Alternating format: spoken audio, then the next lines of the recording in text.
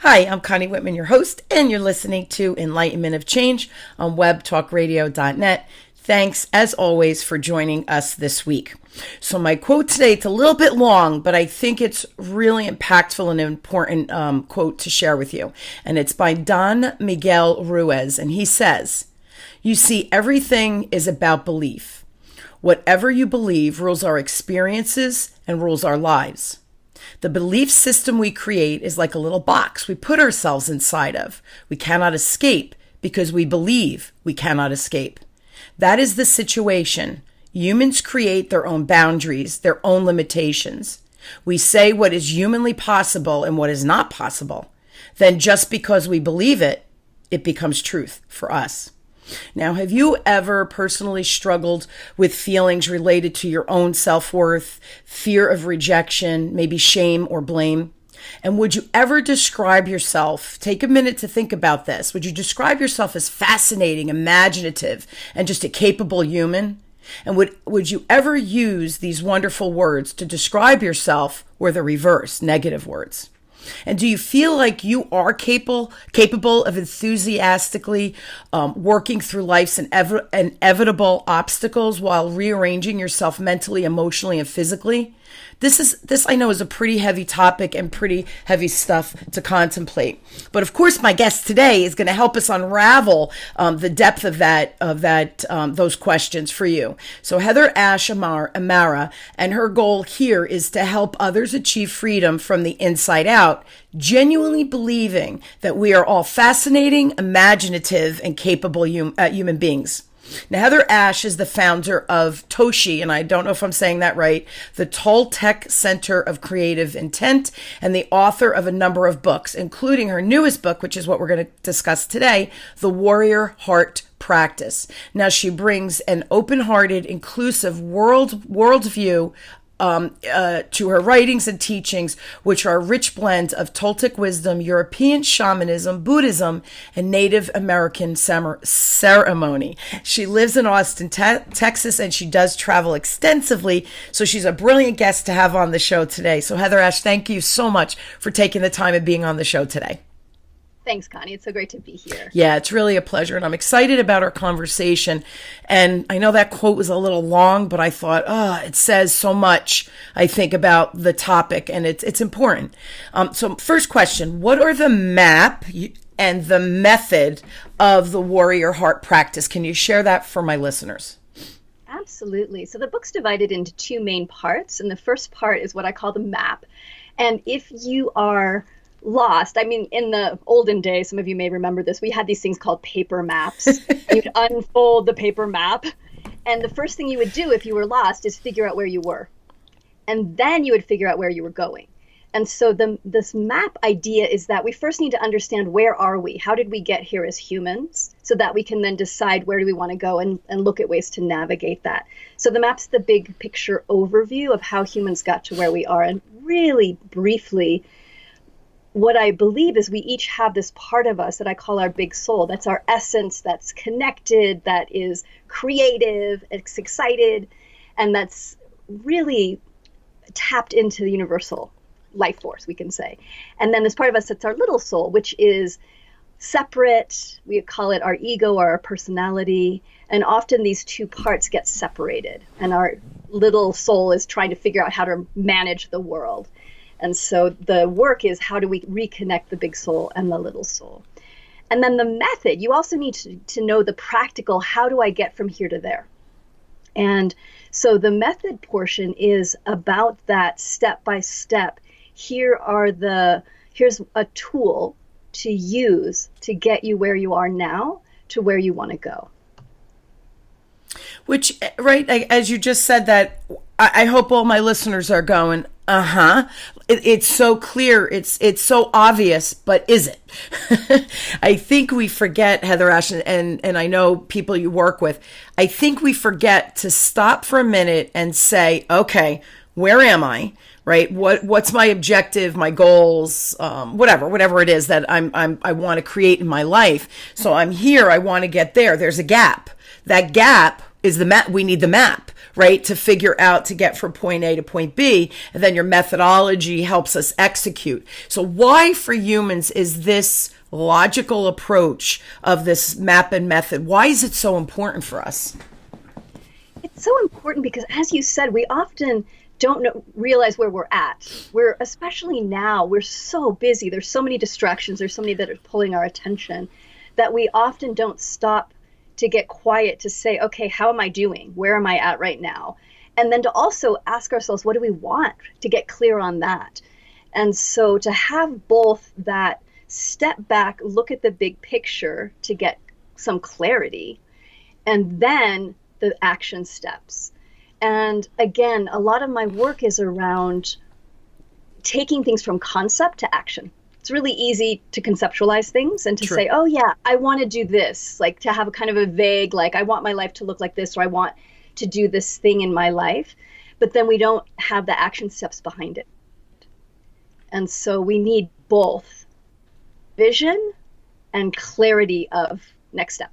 And it's interesting because I think a lot of people can tell you, I want to be, I want to create, but that's sometimes as far as it goes. So I have the vision of what I want, but we don't know how to execute.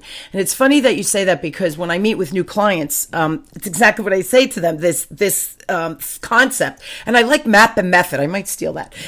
So when I'm with clients, I say, listen, you want to hire me, you want to create better salespeople, create a culture of great customer service, right? We want to coach our employees to develop them, all these things. Wonderful. So this concept of map methodology, right? Same thing with my clients, like I just said. So I call it the how-tos, right? How to go from point A to point B to point C. And I don't think people always know. I think they know what they want, maybe intuitively, and maybe not. But I don't know that they always know how to execute to create whatever it is, that change, right? Obviously, my show is Enlightenment of Change, how to create that change. So I hope that visualization of having the map, cool, point A to point B, and then what is the methodology, right? What are the how-tos? So why don't you give us some of the steps to the warrior heart practice that you talk about in the book?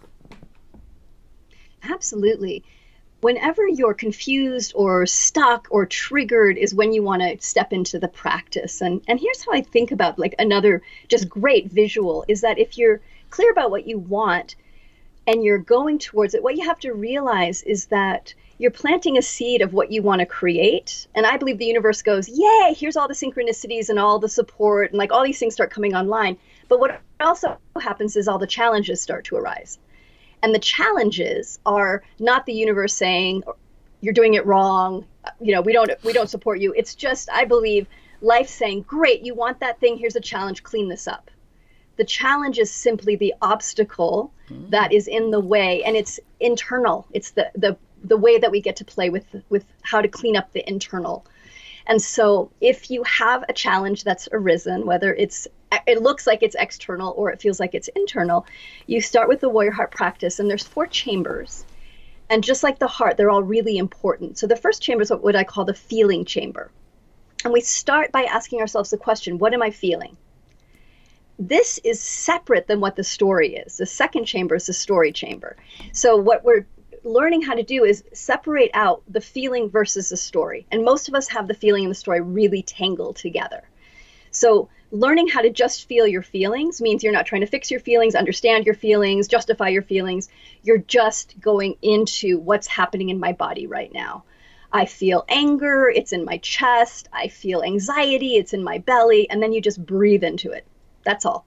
Sounds super simple, but it takes a while to learn how to do that. Mm-hmm. The second chamber is then the story. And the question is, what am I telling myself? What's the story that I have in my head? So you really look at your thoughts. And again, you don't want to edit them or try and make it better. You really want to see, what am I thinking? Because there's really important information about your belief system and your agreements. And so I like to tell people, pretend like you're an archaeologist when you go into your own story chamber. And as an archaeologist, you wouldn't pick up a shard from the ground, like a pottery shard, and go, I found a pottery shard, we're done here. You would start digging. And that's what I invite people to do in the story chamber, is you'll have the evidence of I'm upset and I have all these reasons why, but you want to be curious about what are the stories happening here, because the stories we tell ourselves get incredibly tangled up. And so learning to start to witness them is the next step. And then the third step is the truth chamber. And so you step from story into this imaginary truth chamber and ask yourself, what can I see as true here? What is actually true? Not the story. And what we often do as humans is write a better story, and we call it the truth. And so I really want to support people in learning the difference between a story and a truth. The truth is always incredibly simple. It's one sentence with a period, and there's no residue afterwards. It's just like, yep, that's true. Got it. And also, I believe really strongly, all of us know what's true for us and what's true. We have this resonance in our body. So when you hit the truth, you'll feel it. You'll have this like, yes, got it. And then the fourth chamber is intent. What's my focus? We go back to that, get clarity about what you want in this situation. And it's not how I want other people to behave or how I think the world should be. It's what am I willing to put my energy and action behind? What quality do I want to bring back into the situation? So it might be compassion, it might be love, it might be presence, it might be clarity, it could be anything, any word. But that's your North Star of where you're going to use to guide yourself forward. And then we go back through the chambers. And you take your intent, you go back into the truth chamber, you now hold hands with your truth as well, and now you walk back into the story chamber. And you'll be able to see your story from a very different perspective, because now you're looking through the eyes of your intent and through truth. And that so often puts us back in a sense of power and a sense of clarity about next steps. And then we always close the process in the feeling chamber. What am I feeling? So that you're coming full circle. So that's a brief overview. I love that. So, and it's so clear, right? You go through the circle one way, and then you go back through the circle the opposite way. So the feeling that you initially started with actually changes and creates a feeling of power versus that feeling of distress or limitation. So that's so cool. Now, okay, can you do me a favor? And I love that you're a visual, like you're speaking from a visual perspective, because I think like 80% of the world, we're visual learners. Can you give me an example of, here was a feeling that someone had, here was their story, here was their truth, and here was their intent, and then go back for us. And then just to, again, a good how-to, so people go, oh, that makes sense. Absolutely. I'll do a really practical one. Okay. There's a ton of examples in the book, because I so agree. Like, we need stories. That helps us, experiences. And so one experience I had, this is a really simple one, was many years ago, I realized, I checked the bank account on my business, and I was like, oh my gosh, I'm not going to be able to pay payroll. And the business has been going for 5 years, so it was a huge shock. And I went into this whole spin of like, I don't know what I'm doing with money, like all the stories. So I was like, stop. Take a breath. Feeling, what are you feeling? And I felt anxious. I felt ashamed. Those were the biggest ones. And I just sat with there's anxiety and there's the shame. Wow, I have shame around finances. Okay, just hang out with that. And then I went to the story, and the story was, you should have been paying more attention. How could this have happened? This is going to be a disaster. You're going to have to close the business. I mean, there was a huge story going on. You're going to have to close the business, blah, blah, blah, blah. And some other things tied in with that as well. And then I went to the truth, and I just got really quiet. And this is the important thing. The story often, when you're in the story chamber, it's really loud and muddy and messy.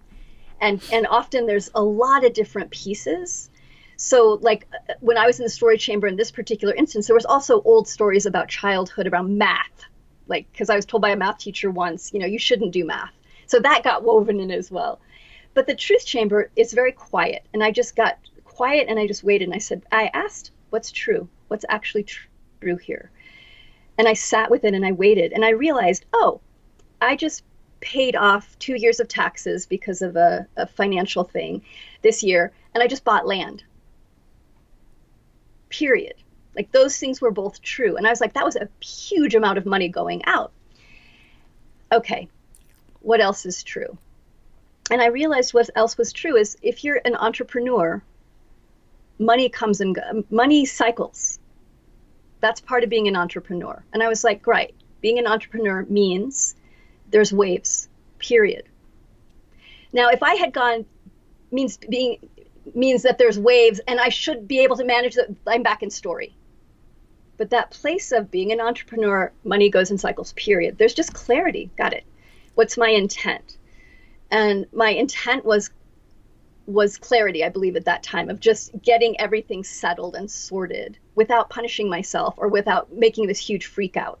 And I just went back through the chapters and went back to the truth and went back into the story. And I'm like, I just need to get clear with my next action, period. Do I need to borrow money? What do I need to transfer? Like, it was just super clear. And the feeling sense was relieved. And also this like, and what do I do so this doesn't happen again? All the noise, gone. And I've done this process with myself and with hundreds of other people now on little things like finances and big things like relationships, health issues. So it's very practical in that way, but it also lets you see what those old stories are that are holding you back. It's fascinating because we have these. It was interesting that you mentioned from a child, right? You're not good at math, so you're not going to be able to. I can't manage money because I'm not good at math, and I don't know, the cash flow process, and that's math, and I'm not right. It's all in that. It's all in woven almost into our DNA. And I know you. I'm sure you know this, that they've done so much research with mice, and they've gone back where beliefs, not only our own beliefs, our own crap from childhood, like you just described. You're not good at math. Some ridiculous teacher said it to you. You're a kid. You believe it because it's a teacher, an authority figure. Well, we have beliefs from generations ago, not just our own crap that we're dealing with. So this is such a practical usage of 4 easy steps. And let me rephrase that. There are 4 clear steps.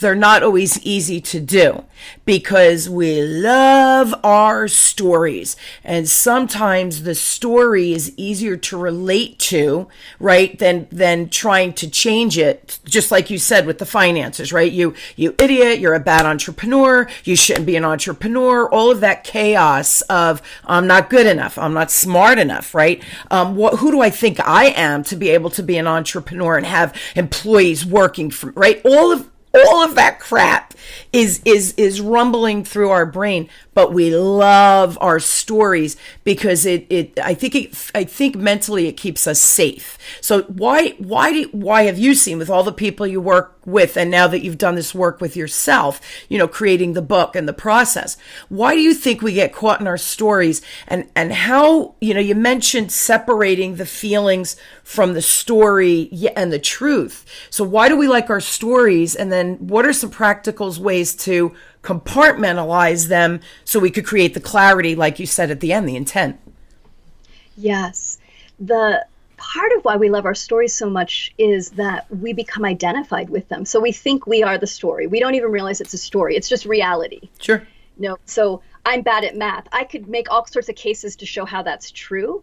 But actually, when I started actually doing math stuff, I was like, I actually kind of like this, right? But sometimes we're so fixated on somebody told me I should be this way, or I have this really strong belief and experience. And as humans, we are incredible selective evidence gatherers. So we can pull in experiences that make us right about our beliefs, and then ignore the experiences that show that we're incorrect. And we would rather be right. Like, there's a part of our brain that just wants to be right, just wants to know. So we're great storytellers. And really, how to start stepping out of that is to start questioning our thoughts, to start witnessing what we're thinking, rather than just, this is the way the world is, this is the way I am, this is truth. To realize pretty much everything you're thinking is a story. It's based on an experience that you had that you're not having now. Or, like you said, epigenetics are now learning that our ancestors' beliefs get passed down into our DNA. So all you have to do is start paying attention to how you're responding to the world, how you're thinking. All you have to do, it's super simple. It's easy, or it's simple, but it's not necessarily easy to witness yourself. Yeah. But it's really, if you get curious and you're like, well, what am I doing? What am I telling myself? It becomes fun because you become an investigator. And It's cool. the piece of separating the feeling out just takes practice, really. It's often when you can keep a feeling going forever, and you can keep a story going forever. So if you tell yourself a story, you have a feeling about it, the feeling makes you tell the story again, and then the story gets reinforced, and then you have the feeling again. You can ping pong back and forth between the the feeling and the story chamber forever. And so that's why it's so critical to separate out, to say, what do I know is actually true here? Because that helps you then get a handle on the story. And also separating the feelings out helps you get a handle on the story, because you've given yourself permission to have the feelings. And a lot of us have really deep stories around, I'm not allowed to feel, I shouldn't have this feeling, I'm going to get in trouble if I feel this way. So we have all of these mental structures around our emotional body, and we spend a lot of energy exiting the emotional body. So it takes courage, but it's an incredible transformation.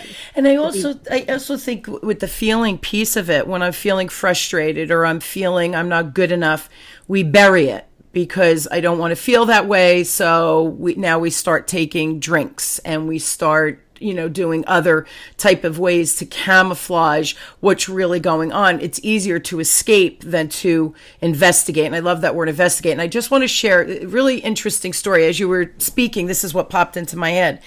I live in, I know you're probably not familiar with New Jersey, but I live in Homedale, and it's an affluent town. Okay. I grew up in an affluent town, and my parents were middle-class people, and we were in what were the normal houses, like ranches, right?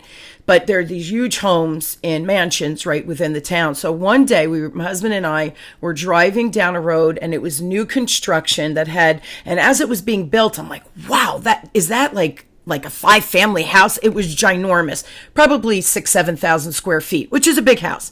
So might have even been 10,000 square feet, right? It was just huge. And then after the house was built, they had like the little tykes, you could see the little tyke slide. So clearly was a young family that moved in. It wasn't like someone my age where you think, oh, they've accumulated money through their life. They're probably in their 30s.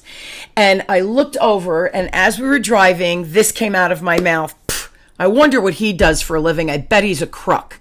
And as soon as HeatherAsh, as soon as I said it, I literally went like, my husband looked at me, and I looked at him, and I was like, oh my goodness, where did that come from?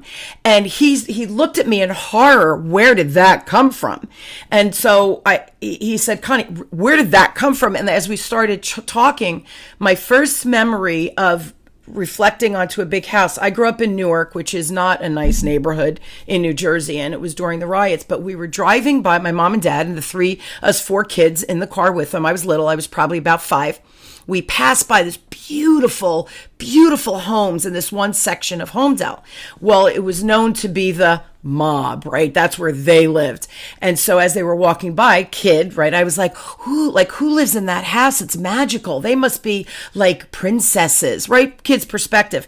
And at the same time, my parents say, crooks, people have guns, they kill people, and they attacked me thinking, you don't ever want to be in this neighborhood alone. Can you imagine? So fear of a parent not trying to hurt me in any way, but coming from this protective stance. But I'm a 5-year-old thinking, big house, bad people, they're crooks. Fast forward, in my early 50s, this is exactly what came out of my mouth. So I reflected on that and thought, wow, man, this guy might have created the cure for cancer, or have created some beautiful innovation that I use in my life. But instead of thinking that, I immediately went to the crook. So that was the beginning of my shift in how my belief system about money. And I apparently, and probably still do, but I had big issues around money. I wasn't deserving, because if I got paid more, or if I had more clients, or my business was more successful, people were going to think I was a crook.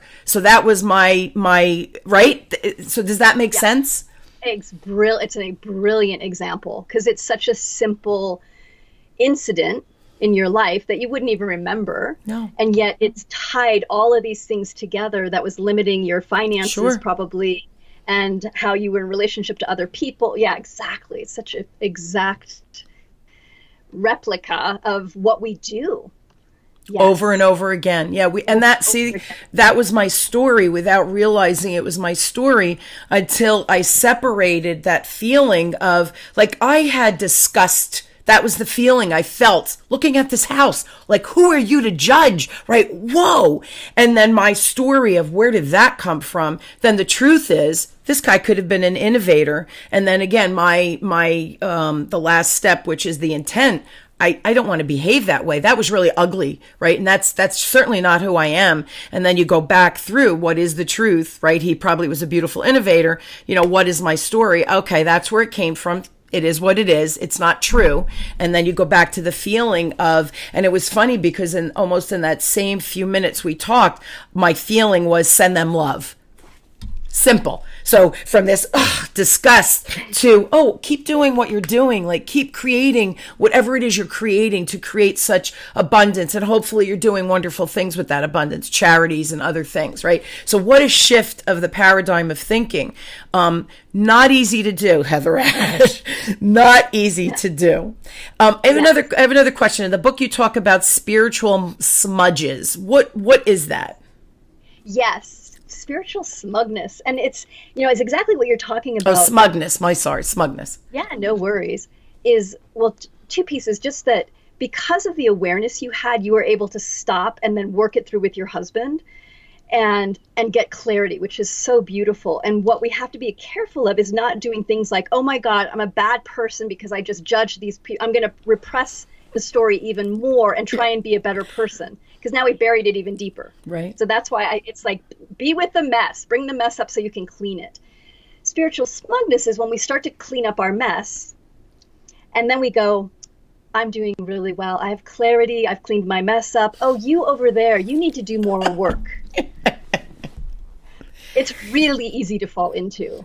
And I saw this. I was on a plane and there was a woman next to me who was a vegan, and her attitude was so intense of this like smugness of like, it was epic. And I'm just looking at her going, oh my God, she's creating so much suffering for herself by judging everybody else for not being perfect. Right. Yeah, perfect. Yeah, exactly.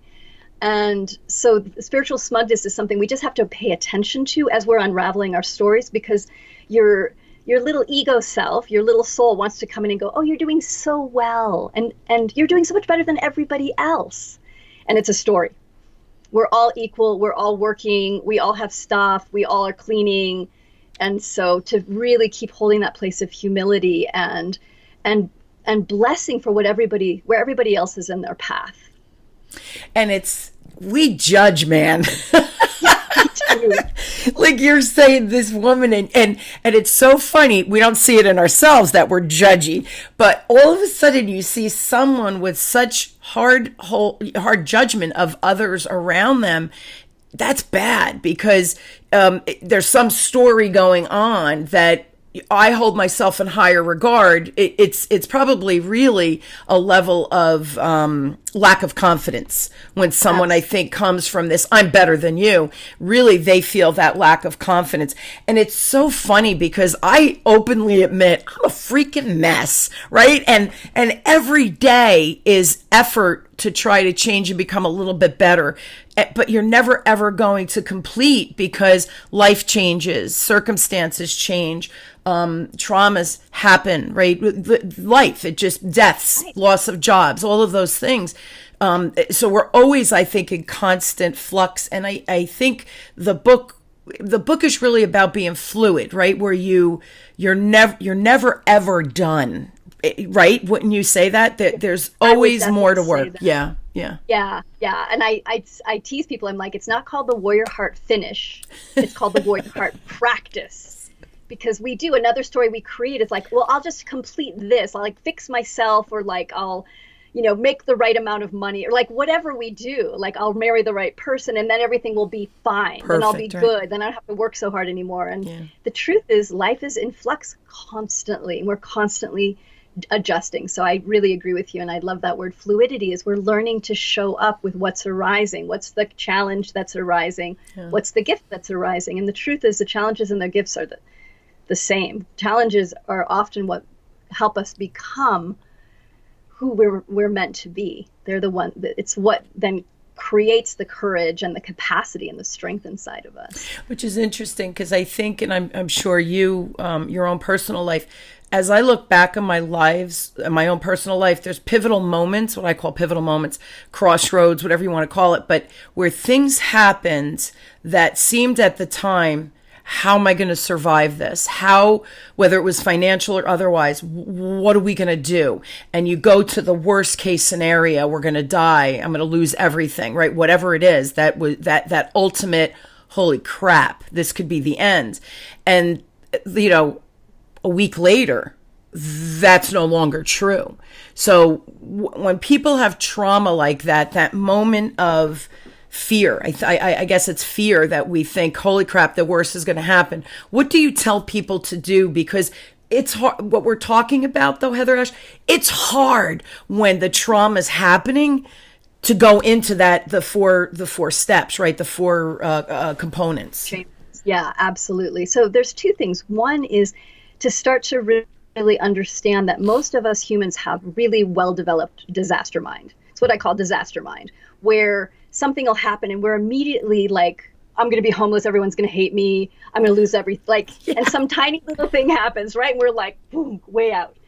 So one of my favorite tools, it's super simple, but it's just the period. So anytime that your mind starts going into huge story, just take a breath, period, stop.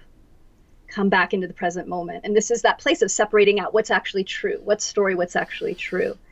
And the other piece is to really play with this idea of, this is a fun one, of like, what if up? My friend Mindy Odland wrote this great book.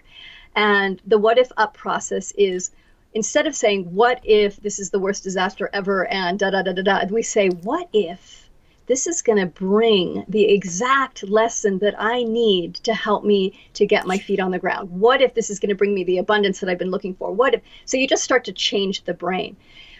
But it takes work, is the truth. Our little brains are like, they're trying to stay safe. They're trying to manage. And so it's not about punishing the mind or like fighting your disaster mind, but of just like, come here, sweetheart. Oh, you're upset. You're scared. Come here. Let me hold you. Let me be present with you.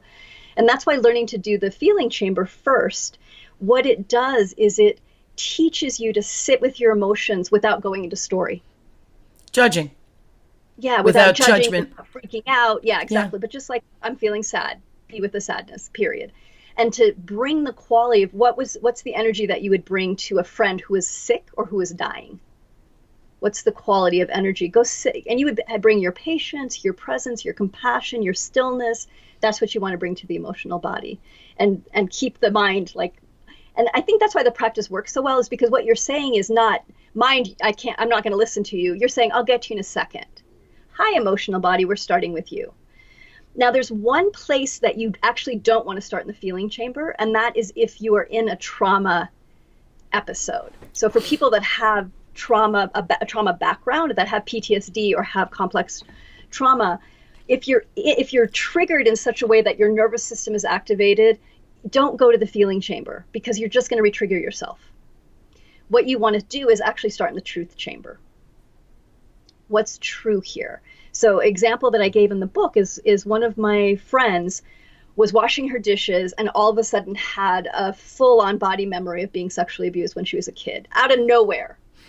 And she's in this high level of trauma, and she immediately, because she's done the practice so much, she immediately said, what's true? What's true here? And she put her hands on her sink and she took a breath. I'm in my kitchen.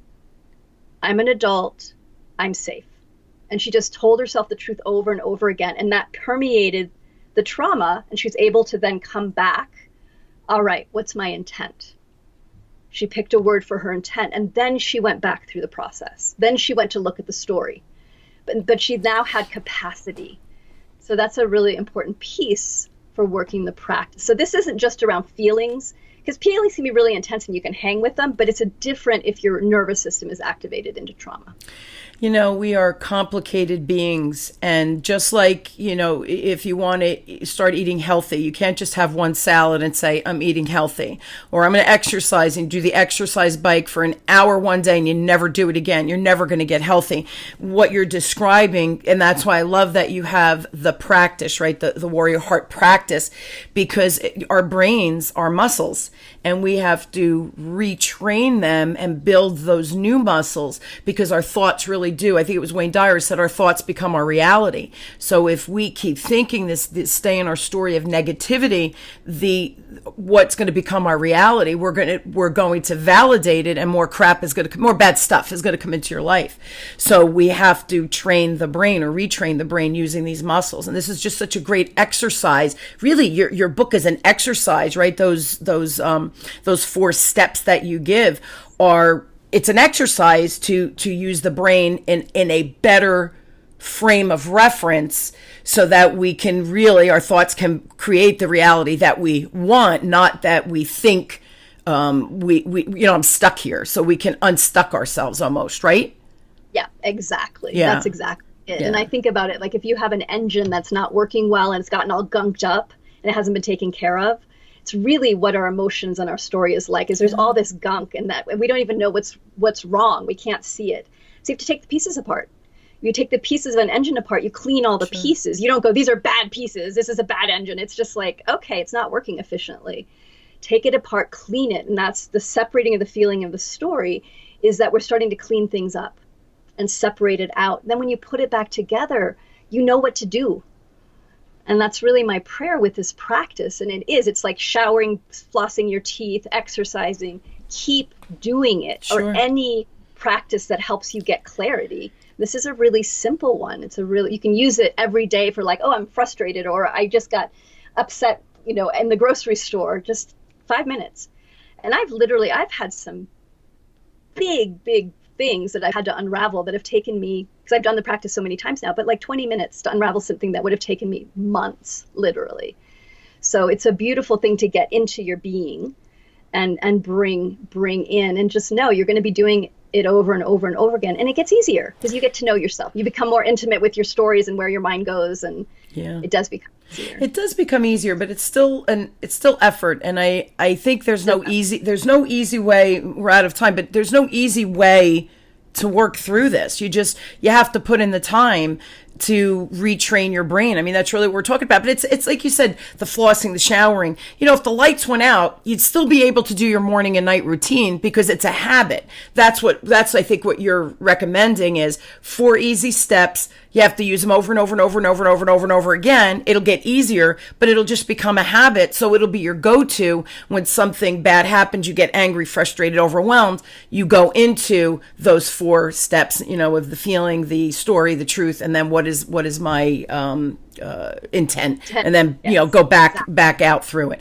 Hey guys, simple easy stuff here to implement into your life and make a practice, or create that new practice, or take the bad habits and create this maybe as a good habit in your life. Check out HeatherAshAmara.com, and I will post that on my Web Talk Radio Enlightenment of Change platform so you guys can find her.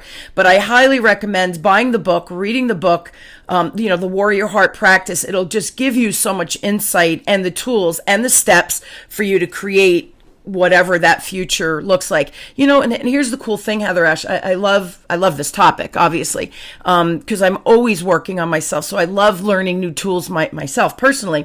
But it's a new decade. 2020, man, we're here. New decade.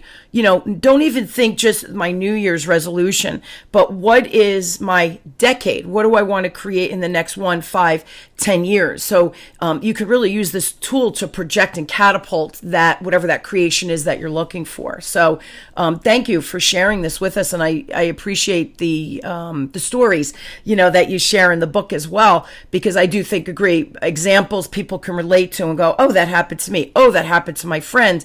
And then it grounds it into execution. I'm able to execute easier. So thank you for that, HeatherAsh. Really delightful to have you on. Thanks, Scott. Yeah, a pleasure. And you guys, my partner and I are still offering free communication style assessment. It's on wisdomdecoded.com, right on the landing page. Find out what, like we're talking about stories and stuff, how we're wired and our internal thinking process. You're born a certain way as well to process information and to respond to information. And the communication style assessment helps you kind of weave through that. And we give you a report with some recommendations to help, just like HeatherAsh is guiding us. It's just another tool to help you guide. So please check that out as well. HeatherAsh, thank you again for being on the show. Real pleasure and just great conversation. Thank you. Yeah, pleasure. And I hope you guys will join me weekly as we question, build, and discover together that change, whatever that means for you or wherever you are in your life. It's easier than you think, and they're easier, but you have to put the effort out. And I hope the tools that HeatherAsh shared with you, my communication style assessment, all my guests that come on, hopefully they help you navigate whatever change you're going through to make it just a little bit easier, which is a beautiful thing. So thank you all for joining me. You've been listening to Enlightenment of Change with me, your host, on Connie Whitman on webtalkradio.net. I wish you all an inspired week. Try the 4-step practice. Go out and buy the book and let me know. Respond. Let me know. Let HeatherAsh know on her website, what kind of sensational changes you've created in your life. Thanks, everybody.